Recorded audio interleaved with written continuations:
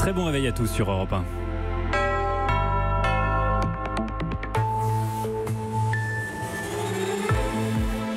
Europe Matin, votre matinale info sur Europe 1. Julien Pierce. Et le journal de 8h, c'est présenté par Sophie Tussaud. Bonjour Sophie. Bonjour Julien, bonjour à tous. À la une ce matin, plus d'un tiers des départements en vigilance orange canicule. On en parlait à l'instant. Ces fortes températures ont de multiples conséquences, y compris sur le personnel hospitalier. Une sortie canyoning a viré au drame hier en Corse. Le bilan est lourd. Nous entendrons l'une des témoins dans ce journal. Un homme maîtrisé par la police durant sa garde à vue a fait un grave malaise. Il a dû être hospitalisé. La police des polices a ouvert une enquête. Et puis les voitures d'Autolib disparaissent peu à peu de Paris. Une irréductible toutefois résiste. Elle est la maison de Jack, un jeune vagabond. La vague de chaleur continue de s'étendre. 34 départements du sud-ouest, sud-est et de l'est sont en vigilance orange à la canicule. Une canicule intense et durable selon Météo France qui gagnera presque tout le pays d'ici demain. Ce matin, 28 degrés ont été relevés à Perpignan à 5 heures du matin. Patrick Pelou était tout à l'heure l'invité d'Europe 1. Selon l'urgentiste, les premiers signes de cette canicule commencent à se faire ressentir. Il a redonné quelques conseils pour faire face à ces fortes chaleurs. Pas rester tout seul, de bien boire, de se poser la question de savoir comment va le voisin qui est pas bien, d'alerter tout de suite s'il voit un SDF qui est en pleine chaleur et d'alerter les sapeurs-pompiers ou le SAMU pour qu'on le mette à l'ombre et qu'on lui permette de se rafraîchir.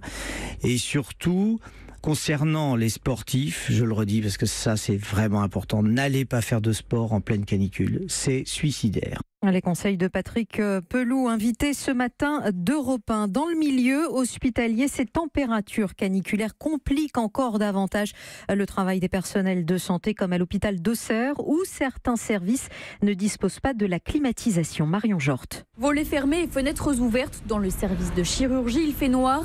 Et dans le couloir, on essaye difficilement de faire circuler l'air. Ici, on a relevé jusqu'à 36 degrés dans les chambres. Étienne sort épuisé de 15 jours d'hospitalisation. L'infirmière, elle se promenait avec son thermomètre et c'était trop, quoi. Il faisait vraiment trop chaud. Il faudrait c'est une clim, c'est tout. La journée, seule solution pour les aides-soignantes, doucher et brumiser régulièrement les patients en plus des soins habituels. Et la nuit, Priscilla fait au mieux. On essaye de créer des courants d'air comme on peut, entre 22h et 7h. On ouvre le volet, donc ils ne comprennent pas. Oui, mais ça va nous réveiller. Voilà. Des conditions extrêmes qui mettent à bout les infirmières. Beaucoup font des malaises, les arrêts maladie se multiplient. Marie-Laurence craint même de mal faire son travail. Notre concentration est vraiment mise à mal. En tant qu'infirmière, moi j'ai vraiment toujours peur de l'erreur médicamenteuse. Et je travaille donc avec une certaine peur de l'erreur. Et d'après les prévisions à Auxerre, la température ne devrait pas redescendre en dessous de 30 degrés avant au moins 2 semaines. Marion Jorte. 8h03 sur Europe 1. Lourd bilan en Corse du Sud après une sortie canyoning hier. 4 morts, dont le guide et une fillette de 7 ans. Une 5e personne, une femme, est toujours portée disparue. Un groupe de randonneurs a été emporté par la crue subite du ruisseau Zoïkou après des orages.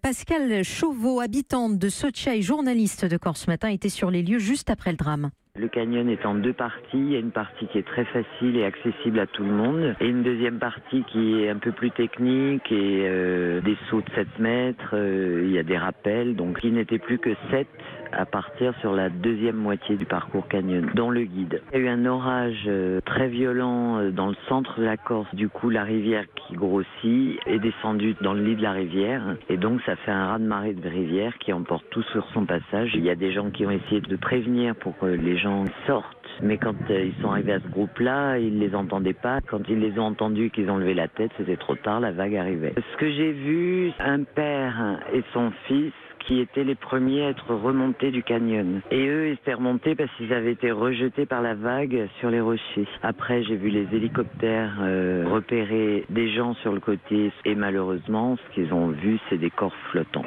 Tous les secours sont arrivés et la mission, c'était uniquement de remonter les corps.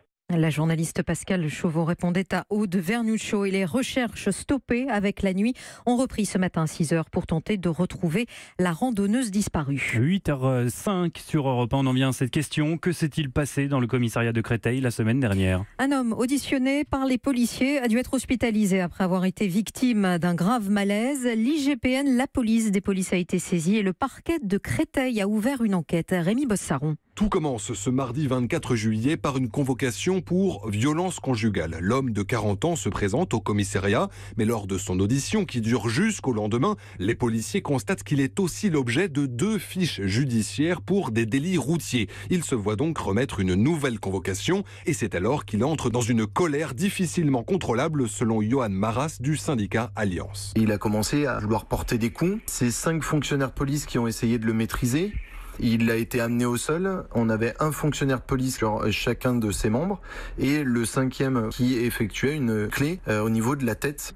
L'individu ne s'est pas calmé. Et au bout de quelques minutes, il a fait un petit malaise. Ils se sont rendus compte qu'il avait une partie du visage qui s'était figée. Ils ont prévenu les sapeurs-pompiers, évidemment. Cet individu, il continuait à ce moment-là à être encore virulent. Et les sapeurs-pompiers, effectivement, eux, vont voir qu'il est en train de faire un AVC. Donc, ils vont le prendre en charge et le conduire à l'hôpital. Un hôpital dans lequel l'homme se trouve toujours une semaine plus tard avec de graves séquelles physiques. Le policier qui a pratiqué la clé n'a pas été sanctionné, mais il sera entendu dans le cadre de l'enquête ouverte par le parquet de Créteil. Rémi Bossaron.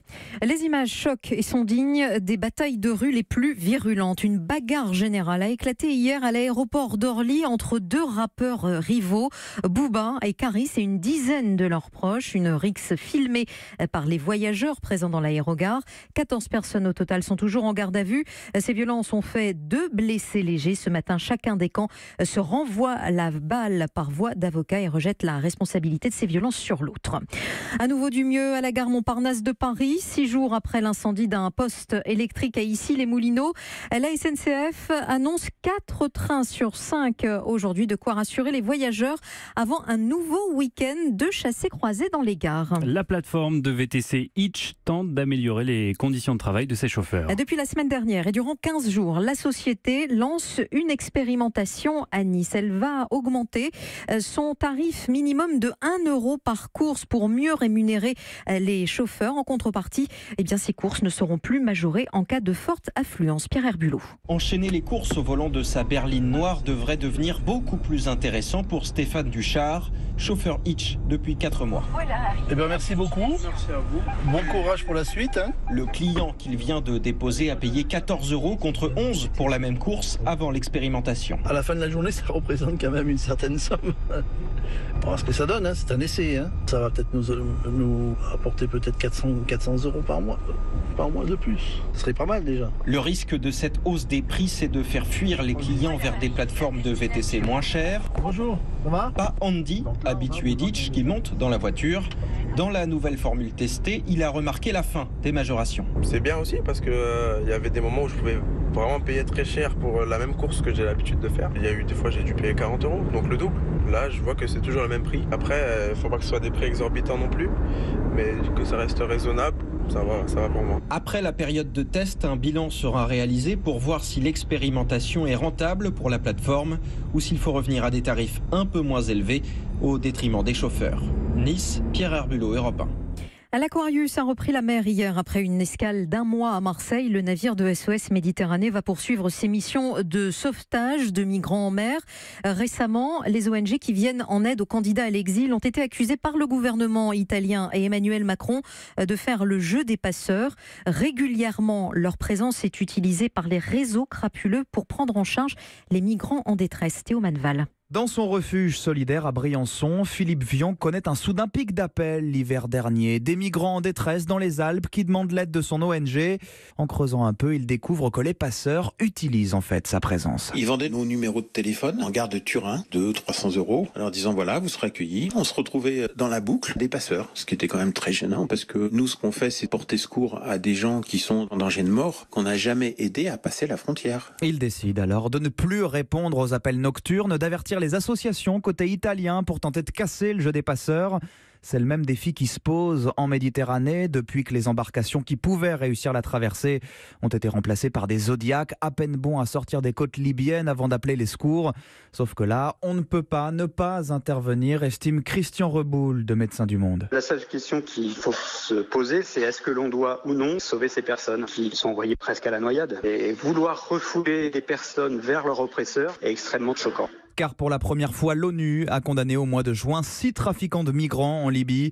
L'un d'entre eux était le chef d'une unité de garde-côte. Théo Manval. Depuis mardi soir minuit, Autolib a disparu de Paris et sa région. Les 4000 voitures de la flotte ont quasiment toutes été retirées des bornes, quasiment. Car dans le centre de Paris, il en reste au moins une qui est devenue, au fil des jours, le refuge de Jack, un jeune vagabond originaire de Toulouse, et qu'Hélène Terzion a rencontré pour Europe 1. Quand on s'approche de cette voiture Autolib, le son de la radio, la fenêtre entrouverte et un panache de fumée, tout indique qu'elle est habitée. Sur la banquette arrière, Jack, 19 ans. Voilà, ça fait 3 semaines, pratiquement un mois que je suis dans cette voiture. Et, quand t'es à la rue pour pas devenir fou, d'avoir un endroit où on peut se poser, et on peut...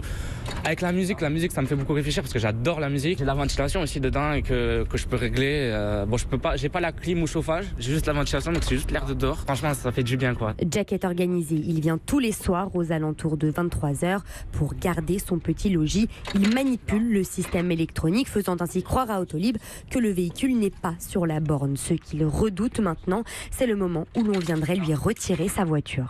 Ça me ferait chier parce que certes, je peux trouver des voitures abandonnées, je peux les ouvrir en banlieue même sans casser la vitre. Et pour la musique, déjà, ça va être un véritable souci. Derrière Autolib de Paname, j'ai du mal à y croire dans ma tête quand même. Ce qui le rassure, c'est qu'il n'a pour le moment vu ni employé d'Autolib, ni policier pour venir lui prendre sa maison à 4 €.